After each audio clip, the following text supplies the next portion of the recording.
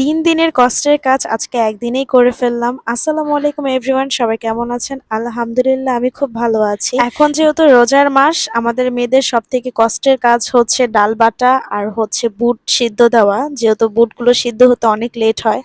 আপনারা চাইলে আমার মতো এই সহজ কাজটা করতে পারেন। রোজার মাসে আমাদের সবার ঘরে রান্নাবাড়া একটু বেশি থাকে, আর তখন যদি এই ডাল বাটার একটা ঝামেলা থাকে আর বুট সিদ্ধ করার একটা ঝামেলা থাকে, তাহলে তো সারাদিন অনেক কষ্ট হয়ে যায়। আমি ৩ দিনের জন্য কিছু ডাল ব্লেন্ডার করে ফ্রিজে রেখে দিচ্ছি, আর কিছু বুট সিদ্ধ করার পর একটা সুতির ন্যাকড়ার সাহায্যে ভালো করে শরীর থেকে পানিগুলো রিমুভ করে নিচ্ছি, যেন বুটের শরীরে কোনো পানি না থাকে। পানি থাকলে সেই বুটগুলো ৩ দিন পর্যন্ত থাকবে না। আপনি যদি ভালো করে বুটগুলো মুছতে পারেন, মানে কোনো পানি যদি না থাকে, তাহলে আপনি এই বুটগুলো প্রায় ১ মাস পর্যন্ত সংগ্রহ করতে পারবেন। তাহলে বুঝেন আমাদের কাজগুলো কত সহজ হয়ে গেল।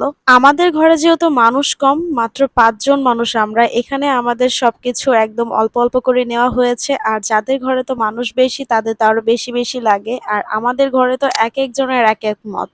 কেউ হয়তোবা বুটমুড়ি খাবে, কেউ হয়তোবা অন্য খাবার খাবে। যাই হোক, আপনারা চাইলে আমার মতন এই সহজ কাজটা করে ফেলতে পারেন, এতে আপনাদের আরো সুবিধা হবে। সবাই ভালো থাকবেন, টাটা।